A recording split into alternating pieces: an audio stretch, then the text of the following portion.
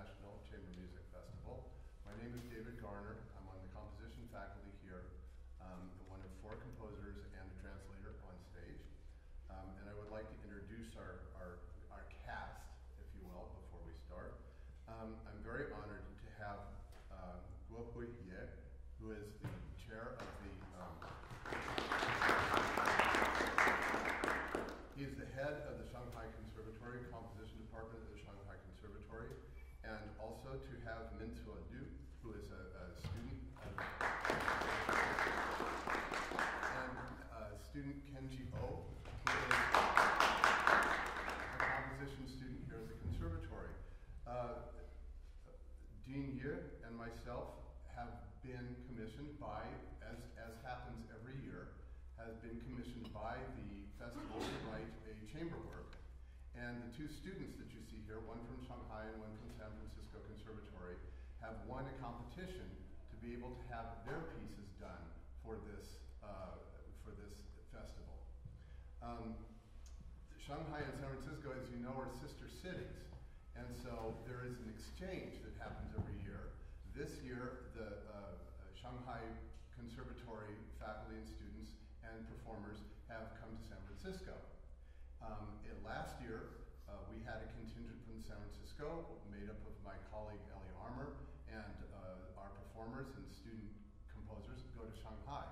So every year, there's an exchange back and forth between the 2 sister cities. An exchange of culture, exchange of music, exchange of ideas. It's a very exciting and very high pressure time for all of us during this week.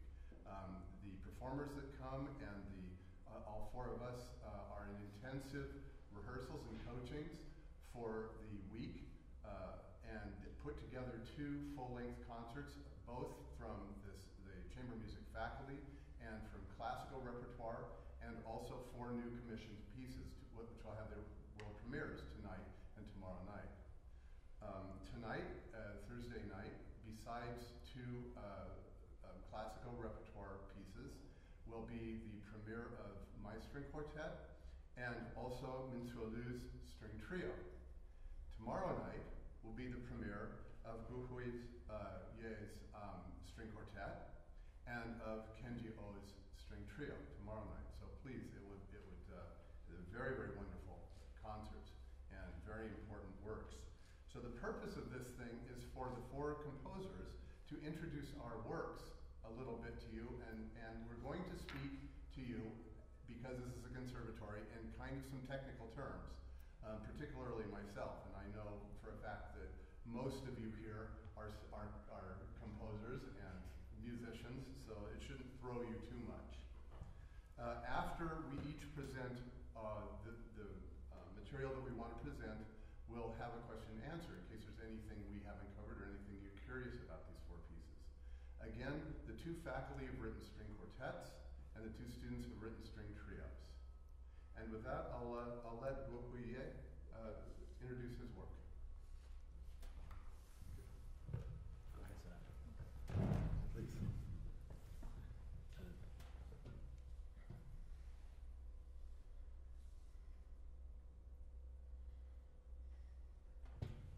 那么首先就是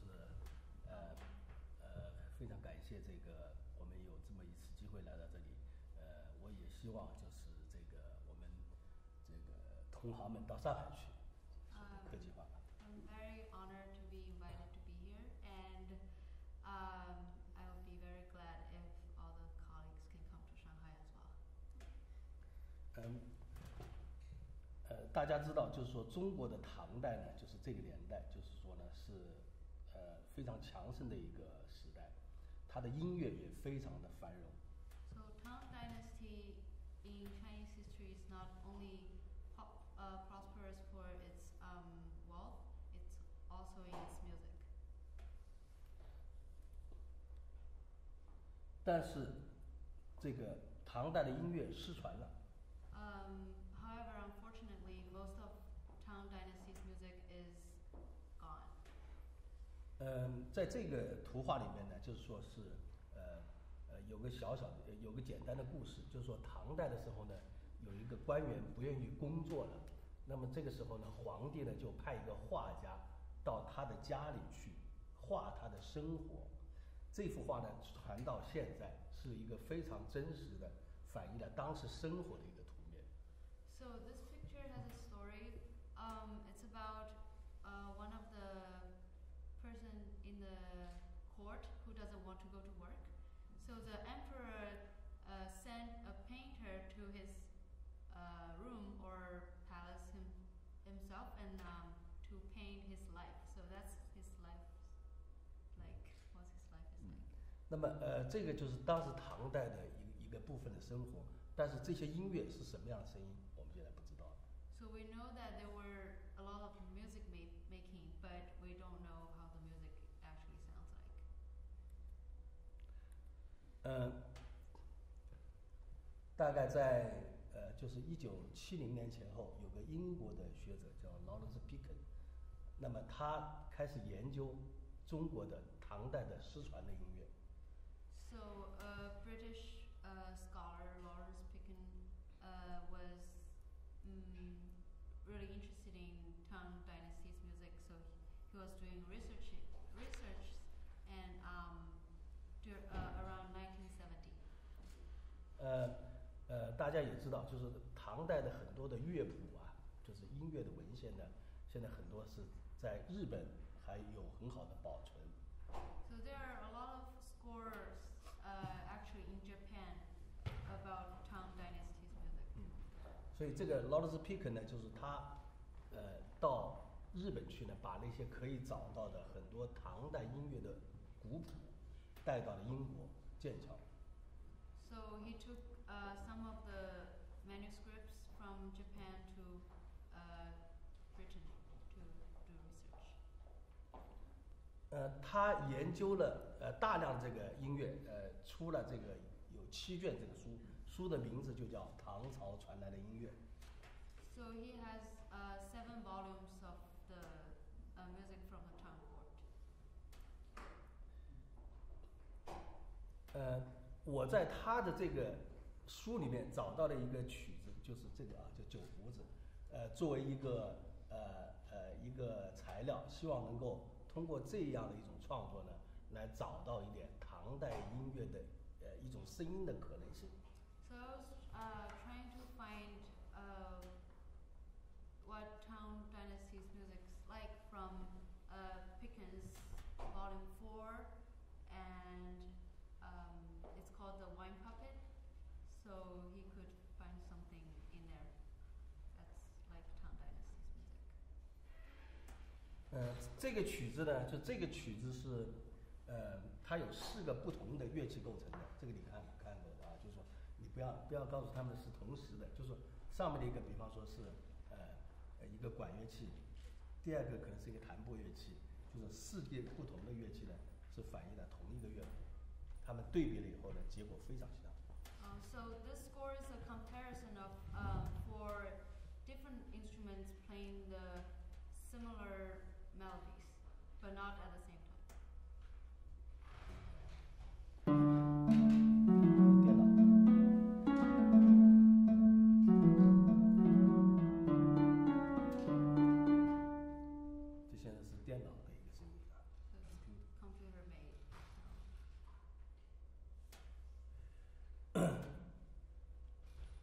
那么我后来呢发现呢，就是这个同样的这个酒胡子呢，在网络上面呢有日本的雅乐。So I found a video of Japanese actually playing the wine puppet online. 就是这个日本的雅乐和我们刚才的那个乐谱呢有非常相似的地方。So the Japanese score actually shows a lot of similarities to the wine puppet in Lawrence Picken's volume book.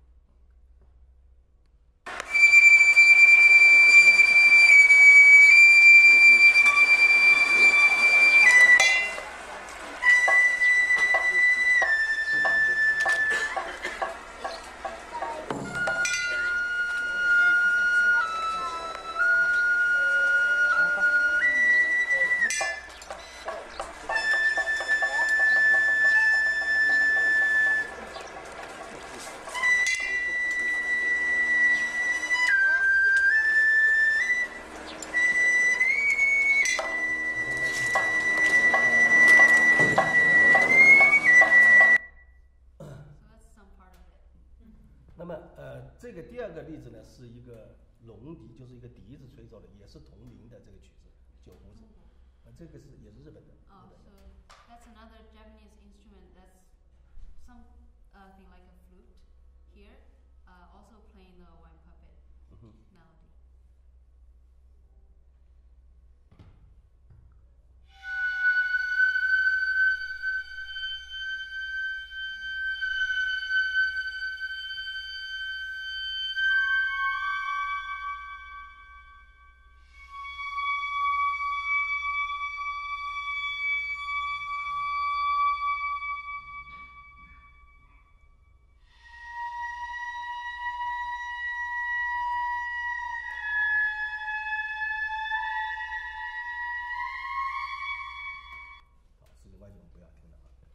那么，这样就有两种，一种是就是说在劳伦斯·皮肯的那个理论上，就是乐谱上面和这个现在已经存在的这种现实的音乐中间的，都证明了这个酒胡子，它有可能是真实存在的。So both theoretically from Lawrence Pickens' book and from what we have the audio and videos from Japanese performance, we can see that the one puppet is actually might have happened, like the book music. 那么也就是说，我们通过这些例子呢，可以大约证明呢，就是说在唐代，距今有1000多年的历史中间的这种音乐的一种可能的一种延续性。So it remains me that means Tang Dynasty's music, even though we don't have it the score from China, but from the research and the Japanese performance, we can see we can still continue the tradition of the music. 我后来就是分析了，就是通过软件啊，就是分析了这些，就是说这些日本的这些谱例，对吧？这个是通过软件把它的声音记录下来的。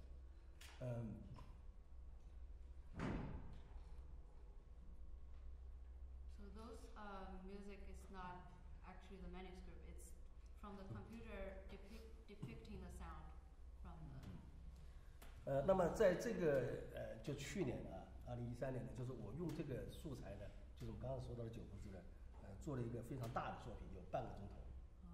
So last year I composed a piece for Asian instrument groups, vocal, organ, and orchestra. A huge piece for about half an hour on this music from. 这个标题就是用的劳伦斯·皮肯斯的那个书的标题，唐朝传来的音乐。The title is used for is using the Lawrence Pickens book title. 这是去年演出的一个节目单。So that's a program. 这是一个编制。Yeah, that's a program of all the instruments that's consisted in the performing group.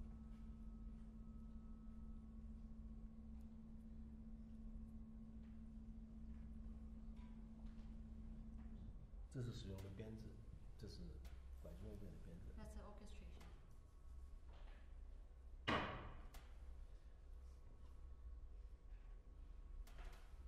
我们听一点点，就是一点片段啊。So we're going to listen to some excerpts. 这是亚洲乐器的，亚洲传统乐器。So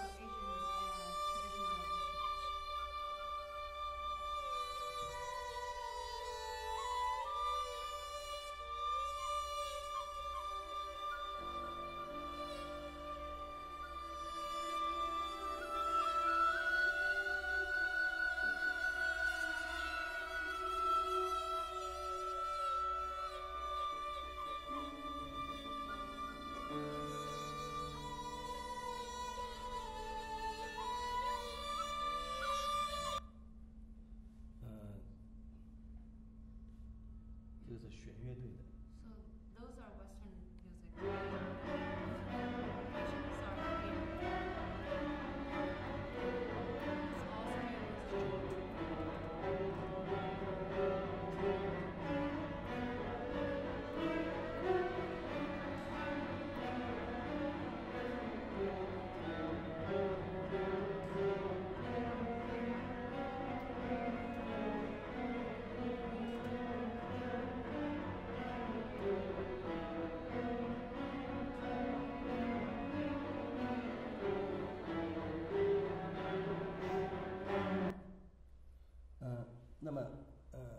说在快的和慢的各种方式中间呢，就是说把它尽可能的表现。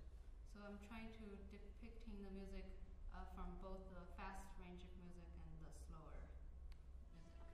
人声的。Also with vocal music.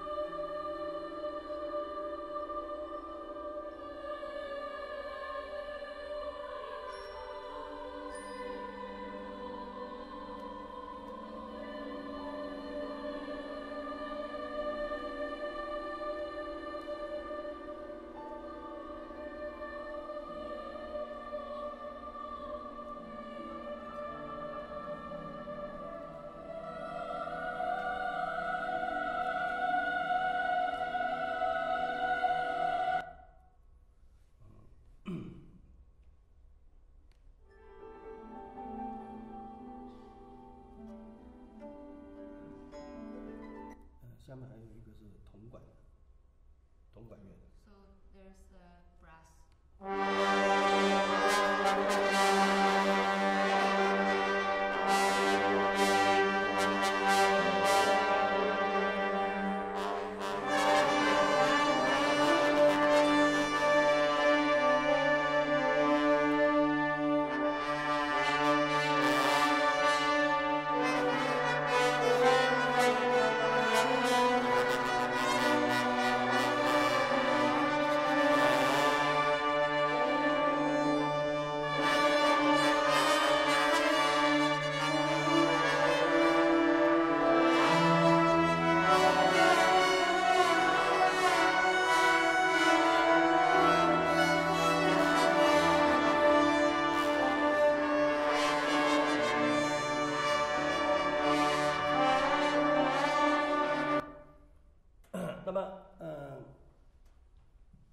整个曲子有半个小时。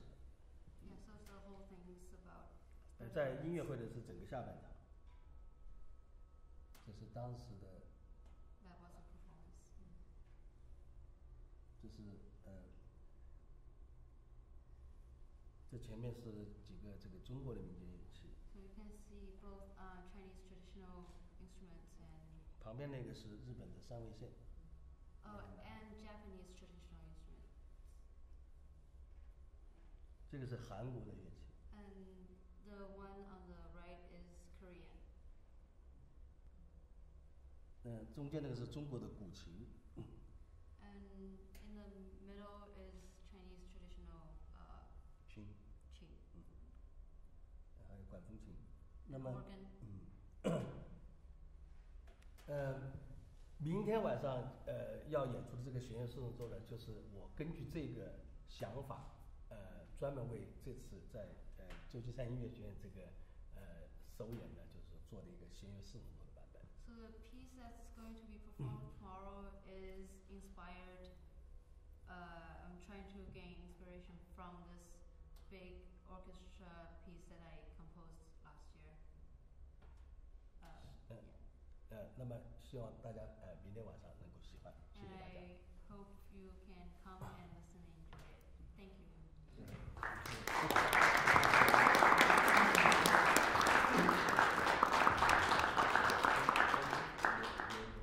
Kenji? Oh. Yeah, you.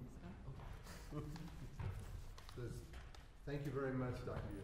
This is Kenji Oh, a student from the San Francisco Conservatory, explaining his string trio, which will also be performed tomorrow night. Oh, we have to put the cable back in. Thank you. So,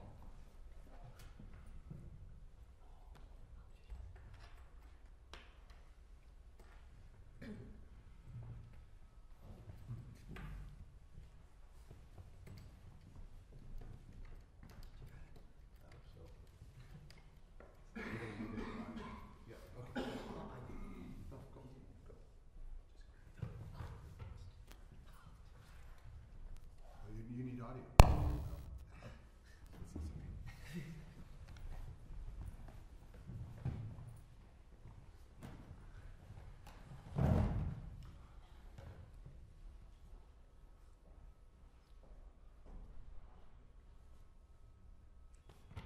name is Kenji Oh.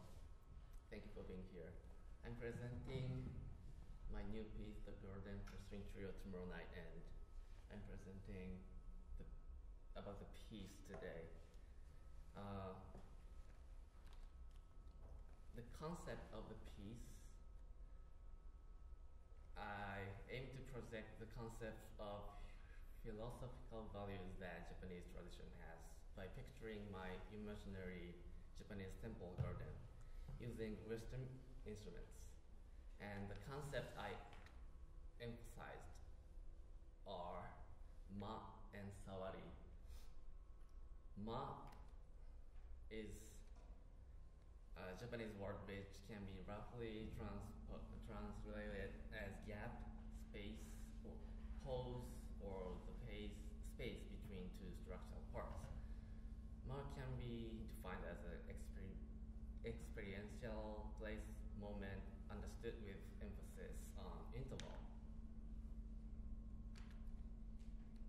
Sawari is the name of the buzzy sound quality that is often found in and sometimes expected of certain traditional string instruments.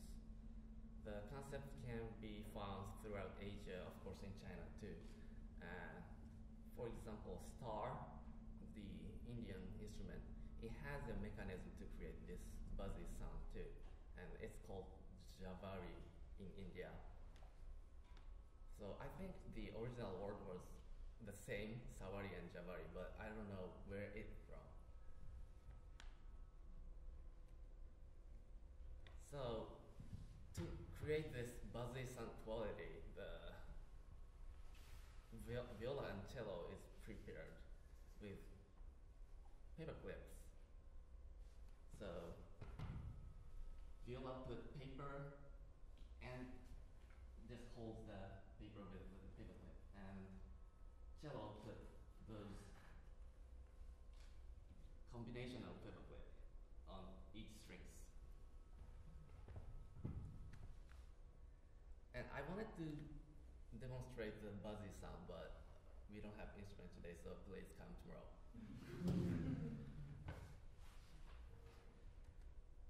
The model of the garden, my imaginary garden, is Ryoanji in Kyoto. It is famous for its Zen garden, the Kare-sansui rock garden. The temple's layout contains several types of gardens. I picked 5 scenes for my imaginary temple garden. John Cage wrote a piece about Ryoanji, and the title is also Ryoanji, but this piece is totally different. And I think I'm more appropriate to compose this kind of piece more than John Cage. And this is the famous Kare-sansui garden.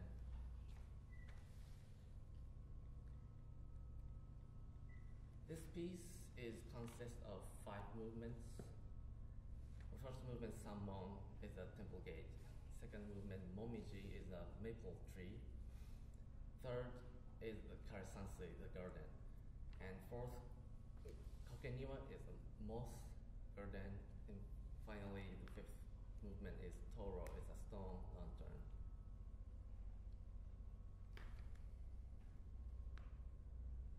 The biggest change from the original Ryoanji to my imaginary temple garden is that my garden have 2 guardian gods in the Sammon gate. The Sammon gate is the most important gate of the Japanese Zen Buddhist temple.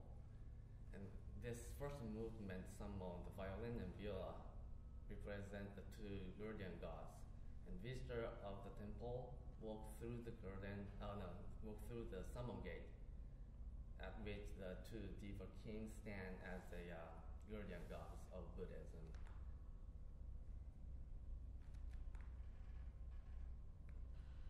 This will look like this.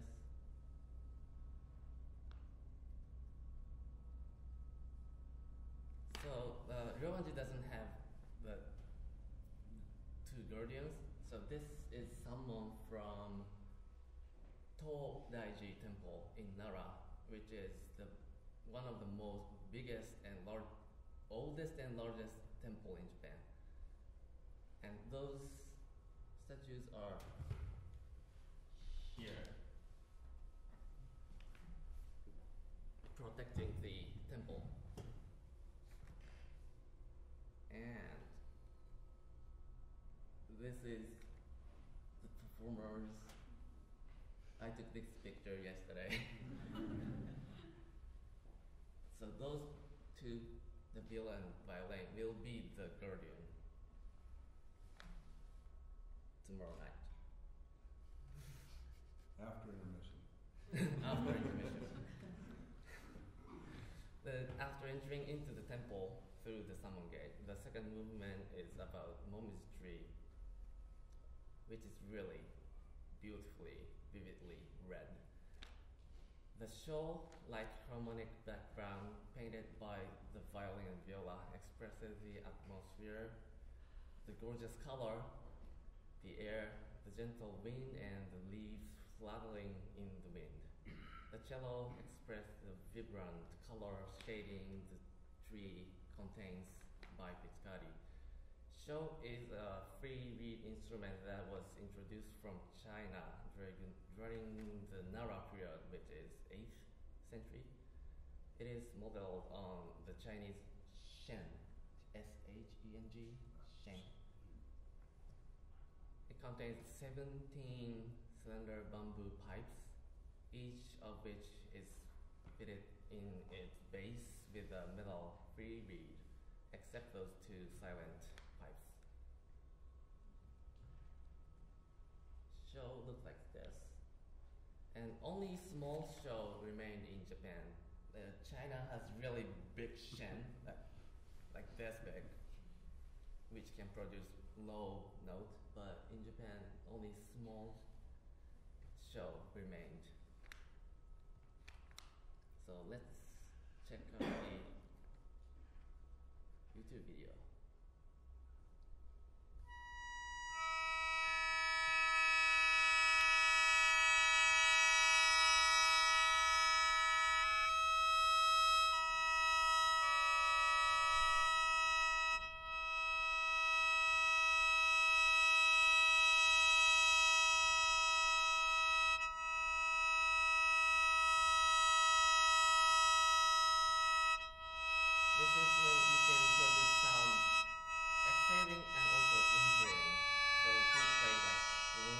とても神秘的な音ですね。演奏ではどのような役割を担っているのでしょうか。雅楽のエイム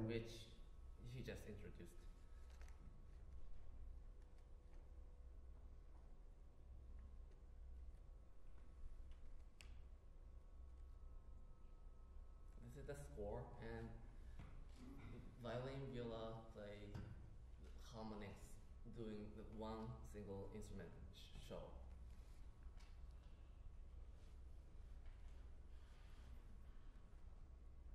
The third movement illustrates the famous Karasansi garden of Ryoanji by interpreting the diagram of its layout as a music, aiming to emulate the calmness brewed by its highly sophisticated design. This is the diagram of the temple, the garden. So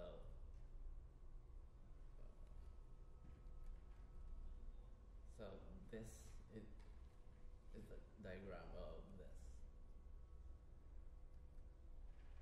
And this is the score.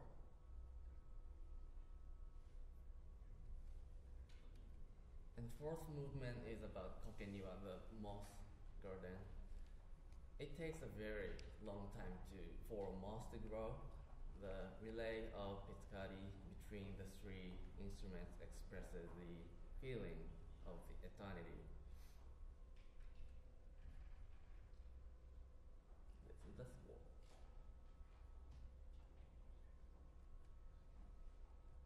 Finally, in fifth movement, consisting of furthermore minimal elements, the fifth movement is about Toro, stone lanterns, which emphasizes feeling of wabi-sabi and concludes the piece with a cinematic effect by the choreography of players' movements, creating the impression of spinning like a camera around stone lanterns. I don't think you can imagine the effect by this explanation, so please come tomorrow night. So this is a stone lantern in some temple. It's not real engine.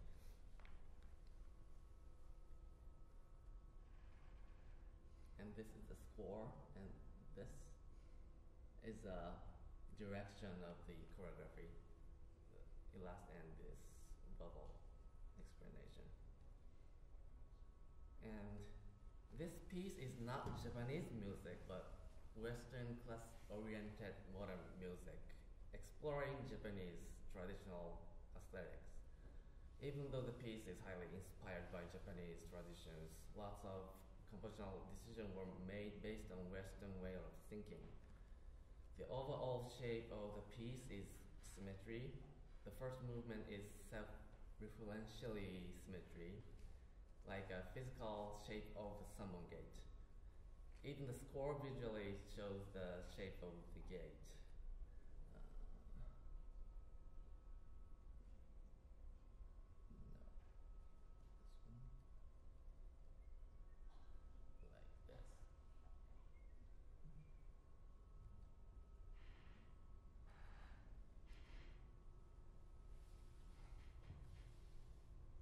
The third movement is the pivot of this being symmetry.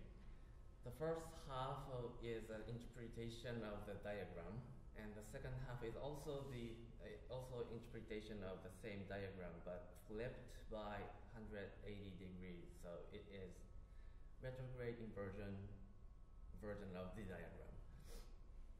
The sceneries of the second and fourth movements have striking colors. The maple tree and the moss garden, the red and green, which are opponent colors. The second movement involves both sustained sound. On the other hand, the fourth movement is constructed only by pizzicati.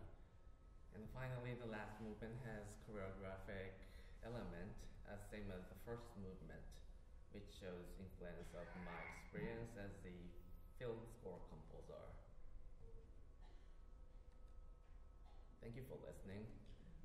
Looking forward to seeing you at the concert tomorrow, and today and tomorrow.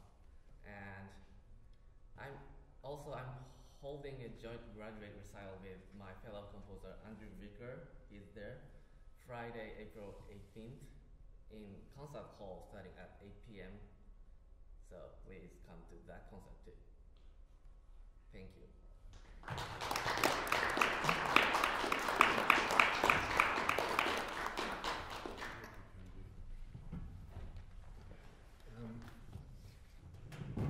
Let's see if I can get, oh look. You know, old dogs can be taught new tricks. What is fascinating about all of the presentations and the compositions today is the sort of cross-pollination between East and West. It's not to be taken lightly, and it's not to be taken for granted. All of us on this planet share the planet, and we all, thanks to the internet and thanks to technology and so on, know an awful lot more about each other's cultures and so on than we did even 20 years ago. I find it remarkable that worlds apart that Dr. Ye and I are, that we both rely on folk music in our pieces. Sort of the genesis of my quartet, my second quartet, was to pay as much homage as I could to the Shanghai composers and to their music. I've heard their concerts from the Shanghai San Francisco Festival in the past. I am in awe of their postmodern techniques and of their extended techniques. And so in my quartet, I've tried to do something which I've never done before, which is to rely much more heavily on postmodern techniques than in any other piece that I've ever written. I don't ever want to repeat myself with a piece, and those of you that are familiar with my music know that pretty much everything I write has a certain something that sounds like I wrote it, but the actual musical language and harmonic language and framework is completely different.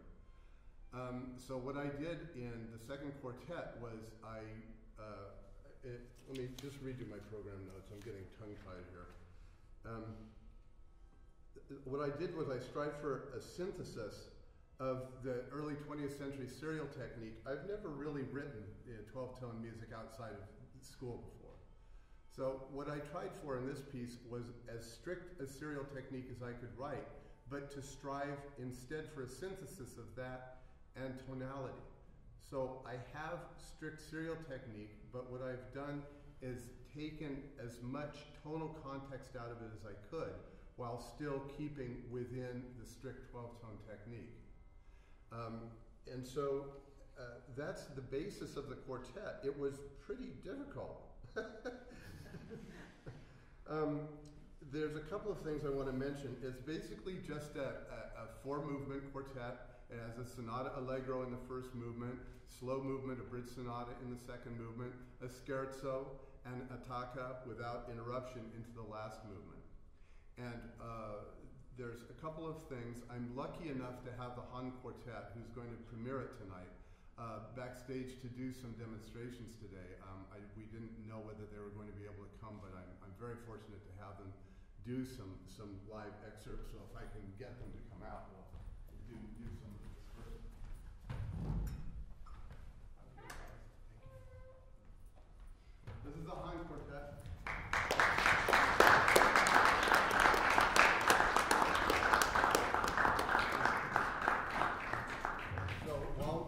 While they're setting up, I'm going to show you some of the stuff that I've gone through with this. Those of you that are familiar with serial technique know that you take all 12 tones and you order them in a specific way, and then you write what's called a matrix of all the possibilities of those 12 tones in that order. So we've got 12 tones here and then 12 staves, and we do it forward and upside down and backwards upside down. And that is the sole melodic material that one can use in this technique. Some composers that developed this technique were the Second Viennese School composers, Schoenberg, Alban Berg, and Anton Webern. But they strove for tonal acentricity. They strove to equate all of the pitches and not to try for any tonal centricity. I did the opposite. I used their technique as strictly as I possibly could, except for one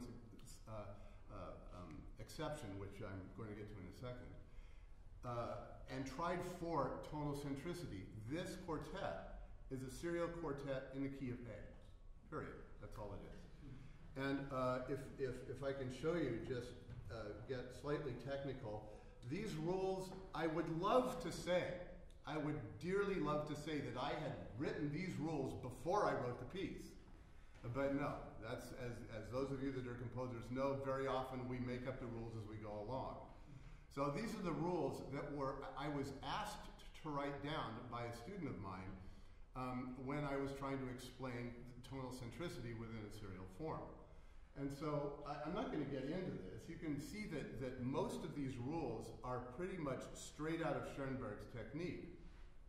But there are a couple which are not. Mostly having to do with harmony.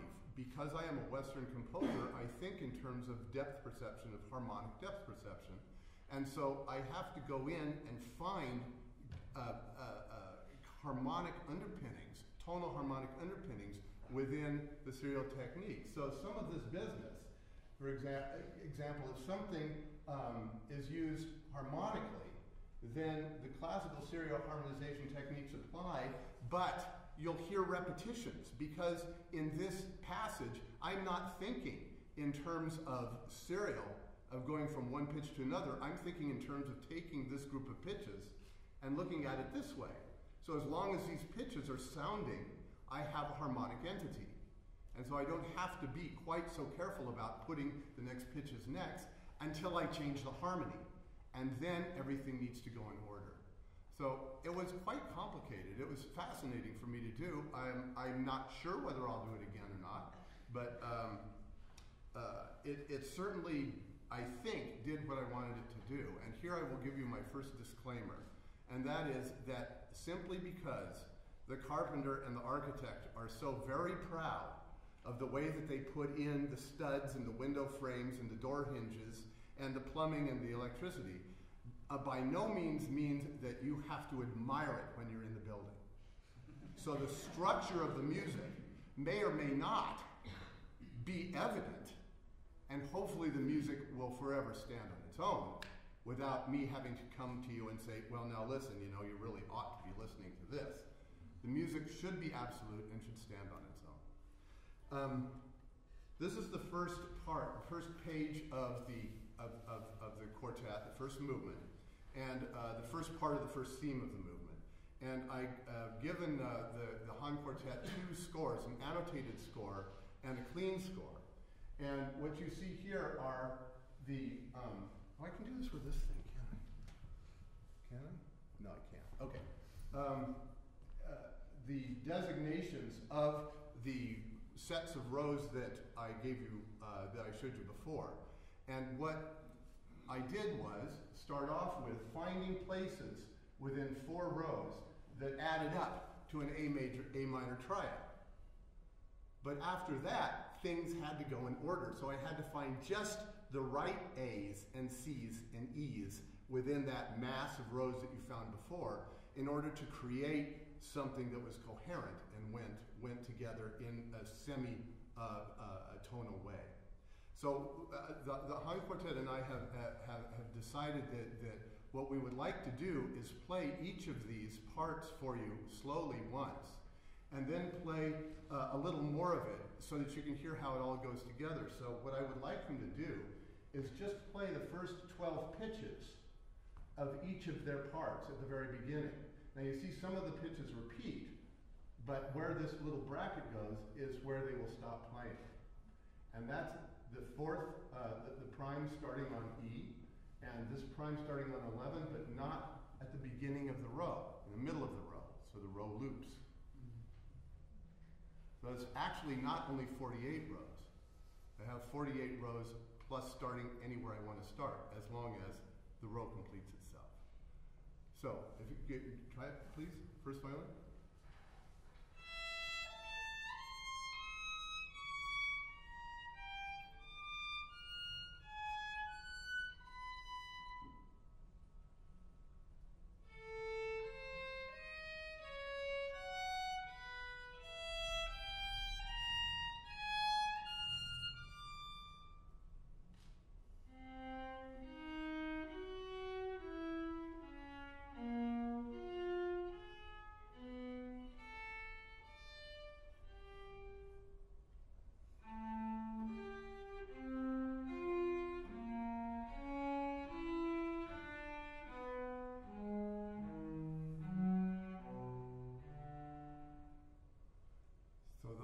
Together, and as the first movement progresses within the sonata allegro form, a tonality develops. During the course of the whole quartet, it disintegrates and comes back together in a studied manner, depending on the counterpoint involved. Now, anyway, can you try just to the what did we decide to the fermata? Is that it? Okay. So this is the first part of the first theme at tempo.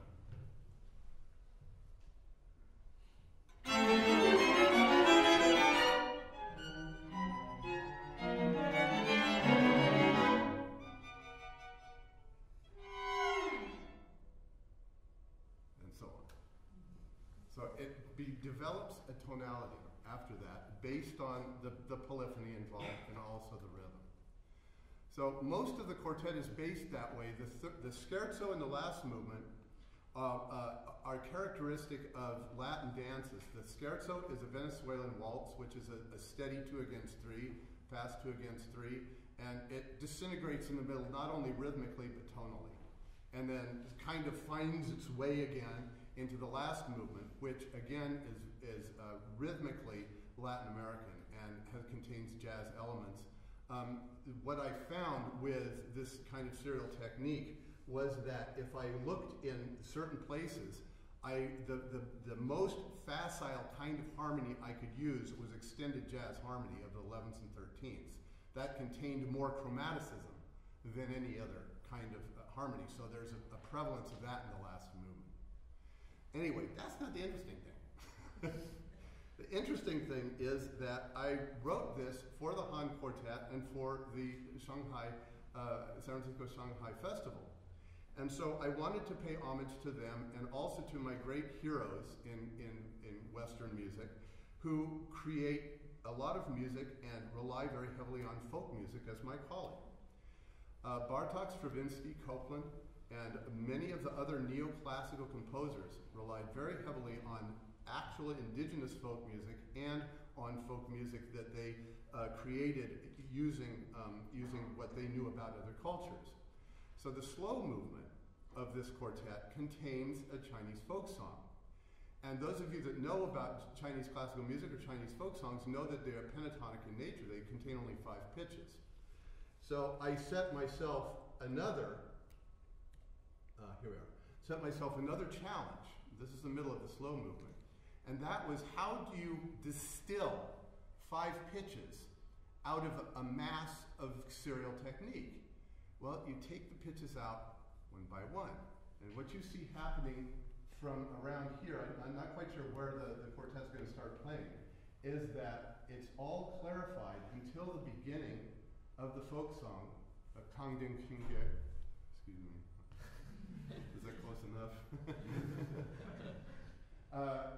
And we have only 3 pitches from one row and only 3 pitches from another row with A as a common tone, which creates the pentatonic. And that stays for a while as a relief, and I'll tell you about the symbolism of that in a minute, until finally the cello comes back in after the second variation of this folk song and puts the pitches back in one by one until we get the full recap, which is all in 12th tone again.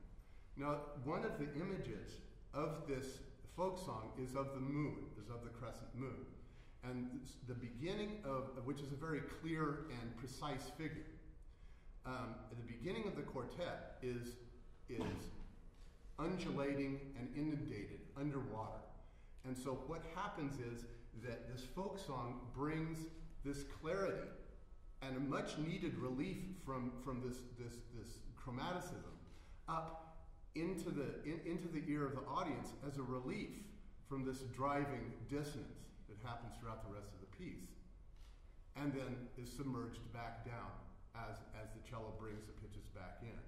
So there's a symbology not only of tonality versus chromaticism, of diatonicism versus chromaticism, of folk music meeting concert music, but also of a certain amount of madrigalism, with the moon rising out of the mists and then descending back in again, which is a very, very poignant image in the love song itself.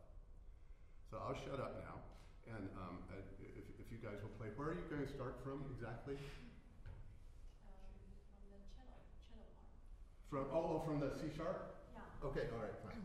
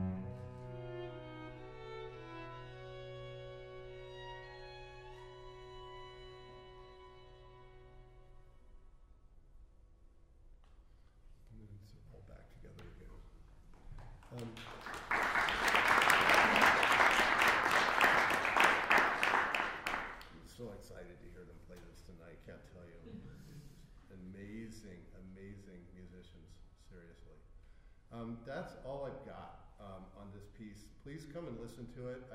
It doesn't do any good to explain any more of it. I'm really happy with how it's turned out. It has many elements of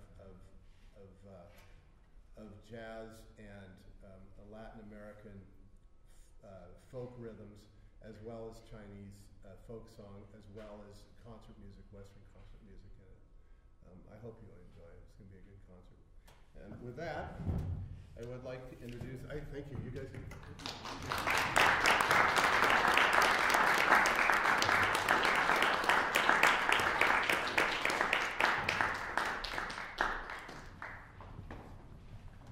I'd like to introduce Minzuo Lu, who's the student from the Shanghai Conservatory, to talk about her piece. Good noon, teachers and students. I'm very delighted to be here. And the name of my string trio is Recluse Verb of Chinese Calligraphy.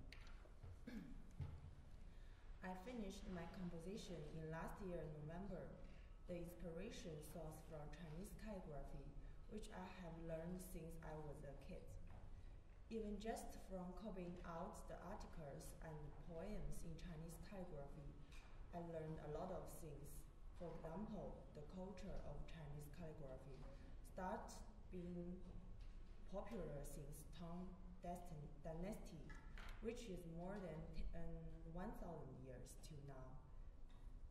It is particularly about quintessence, momentum, and the spirit. So the moment I start to draw, I should already have a well thought out plan, which means I know exactly what I want to be drawn. Shock with resentment, and accomplished it in one breath, with aim that combined the content and the pictures as a complete one. The charm of Chinese calligraphy is the verb of reflex, which also shows artistic conceptions of the whole world. The artistic conception requires the author to get through observation and thinking some phenomena of natural and experience in work and daily life to get, especially the skill of writing calligraphy, so that all the thoughts, emotions, and artistic accomplishments can be perfectly shown out and run through the whole work. The factors of calligraphy are the union of emotion and things, the shape and appearance, and the content and the writing skill. The charm of the calligraphy that we are enjoying should not be just context, but also artistic concepts and emotions which the contexts already show, because the concepts are not just the external appearance. It also pays a lot of attention to emotion in our inner world. The following poems is written by myself. Chinese poems. 孤山孤云孤峰，孤身独叹孤世梦。书意书气书魂，书人落笔成书韵。Translated in English means lonely mountain, lonely cloud, lonely wind. The recluse plants the dreams of reclusion lonely. Spirits, upright and soul of calligraphy. The verb from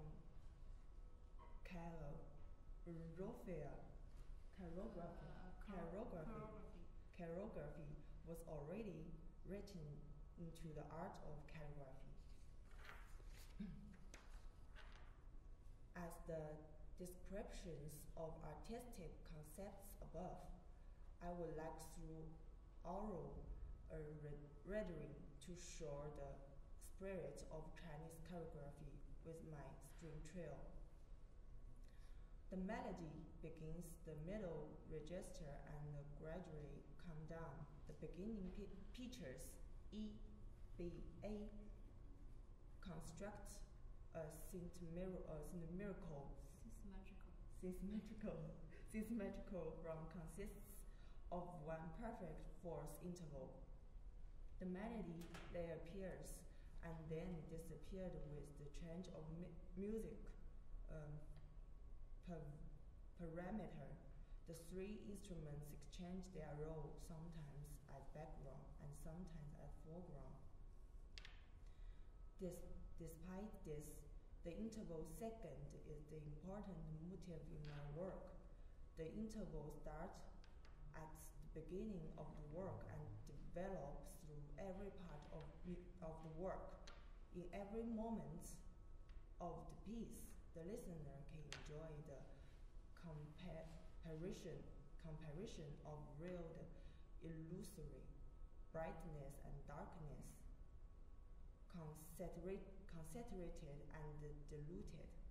During the whole work, I used the 5-tone scale from China that's combined with traditional and modern style. The music interweave with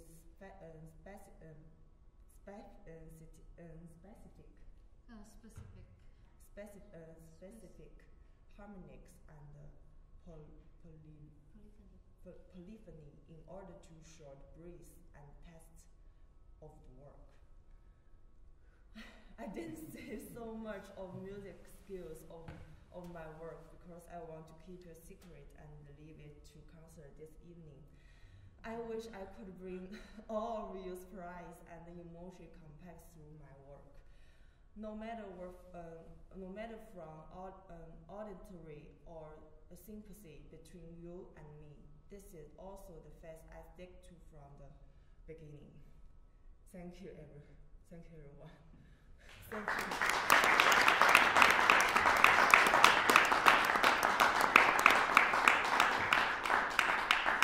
So again, we have 2 concerts tonight and tomorrow night, 4 premieres of brand new music interspersed with classical repertoire, and fantastic chamber players like the Han Quartet. The chamber faculty of the Conservatory is also participating to a great degree. We have some time, miraculously, so I would like to throw the floor open to some questions. If you guys have questions of any of us about our pieces or about our compositional process.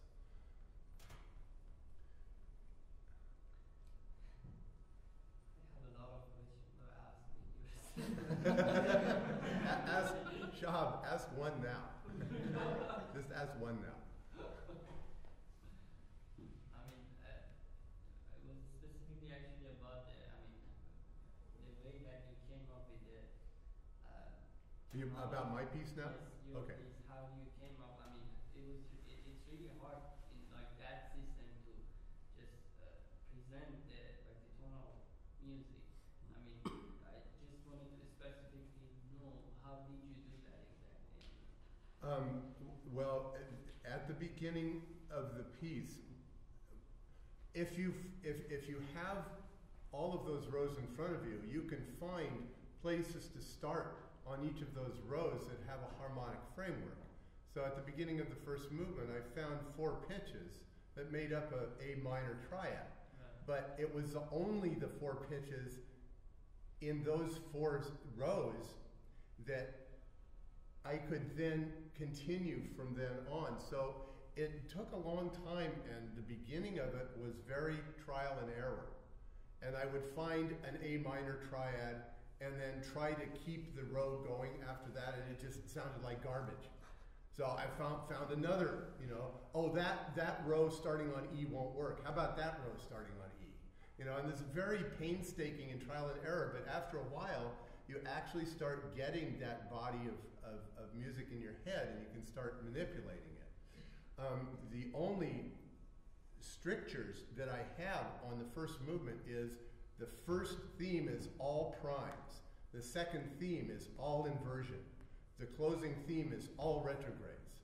And so that limited me even more. See, there's too many notes to start dealing with. So what I did was limit myself in terms of the form.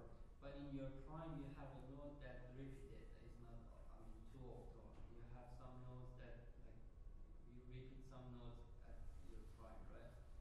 I have the 12. I have the 12 rows.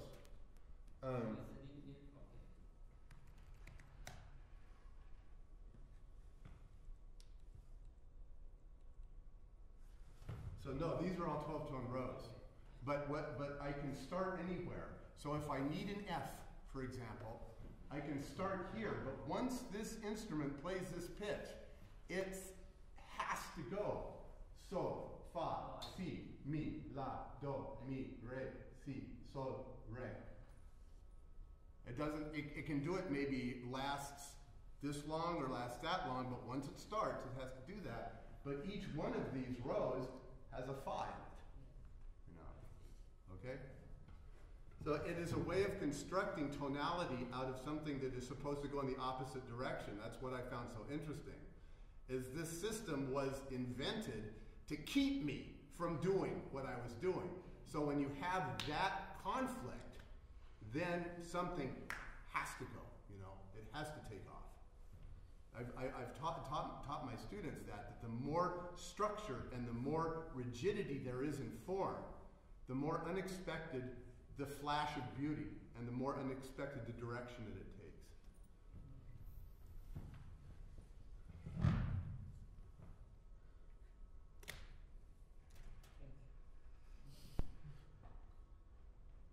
I have one more question. From Mr. I forgot his name, sorry. Dr. Ye? Okay, all right, for you. I was going to ask him, what are the resources that he has from those dynasty music? Is that just a manuscript, or like he can rely on whatever, like folk music or like a village music, that like a peasant music that they play those melodies, or how he would find these resources? Is that just manuscript from those time? Or? 他想问一下你是怎么找到这些音乐，就是怎么找到九胡子这个音乐？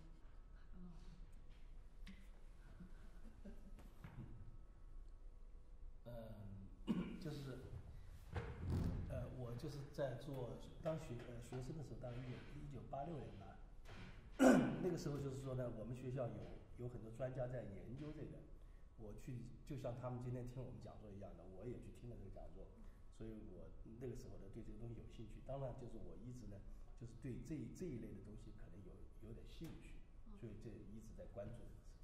他说是从哪个地方找到像这种是谱子还是什么？不是对，谱子有专门有书的，这出版的英文的，就是那个剑桥大学出的7册，现在都有卖的。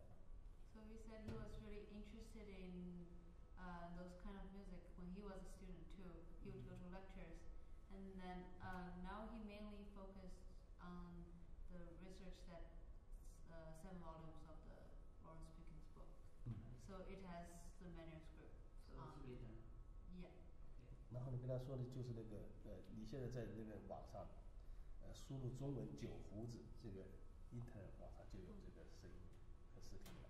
And you can find 日本的 it 传统 on 的。the internet when you type in the wine puppet, and then actually the Japanese gagaku music will show up and shows you how the melody is. 然后就是你可以把这个网上的东西呢和这个谱子对着听，它有很相似的地方。And like comparing the audio or the video of the gagaku music with the Lawrence Pickens manuscript in his book, you can see a lot of similarities. Is there notation, both classical Chinese notation and Western notation in the book, or just Western notation in the book? 他说那个书里是只有中文记谱法，还是就是中国那种传统记谱法，还是就是现在音乐？它是这样，就是说呢，它是有中国的这个传统记谱，然后呢，劳伦斯皮克呢就是把它翻译成标准的五线谱了。So it's Lawrence Pickens translated, like he translated from the traditional scoring to the now Western. 就是那个中国的谱子呢，就是现在没有人知道，就是没有办法知道它的具体的一些信息，所以劳伦斯皮克呢就是说他尝试的做了这个东西。目前在他的这个研究在学术界，就是说在这个古谱研究这个学术界的是具有很高的认知度的，所以我选择它的成果。So since no one can really decipher the old manuscripts, Lawrence Pickens is now one of the authorities for the deciphering the old manuscripts of Chinese music. So he's relying on that. Thank you.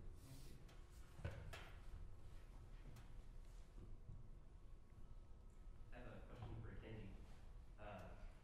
So you were talking about the concept of ma and space between things, and then I noticed in your score, it's hard. Well, it can be hard to see from back here how you mark out time and give a duration for space between things and variation of notes. So I was wondering. Oh, the question is how I create the ma in the piece. That and how you specify durations between notes and Oh. time. In the score, there are a bunch of fermatas number on it, and I explain verbally before the score starts. Like it's like a writing bug for me to write this piece. More words than notes.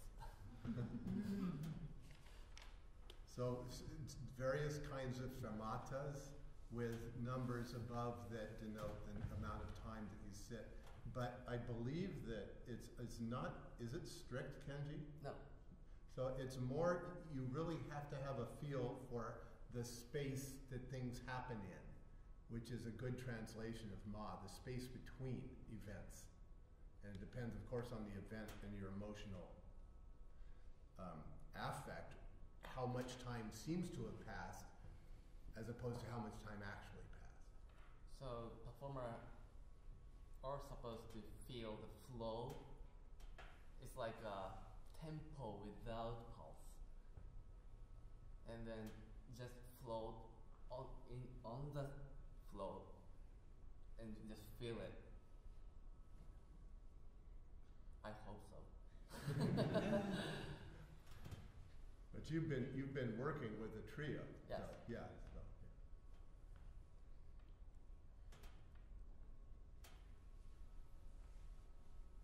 yeah. I have a question for Ms. Lu. The Chinese characters that are in your piece, is there a graphic representation of them in the music? In other words, are you actually thinking of drawing the character in the piece, the calligraphy in the piece?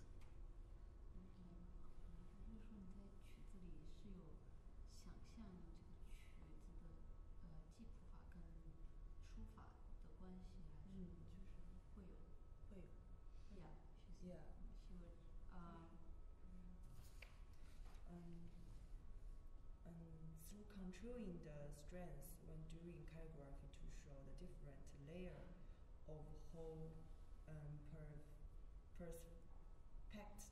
perspective between calligraphy and painting. So okay, so there's as in orchestration, there are background and foreground. So there's strong strokes and then less important strokes for the calligraphy. Is that right? I mean, 2 layers.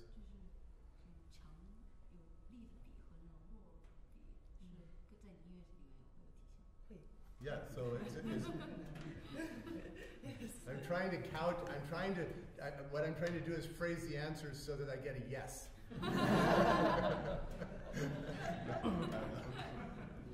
I'm fascinated myself in the connection of imagery, musical form on the page, and performance.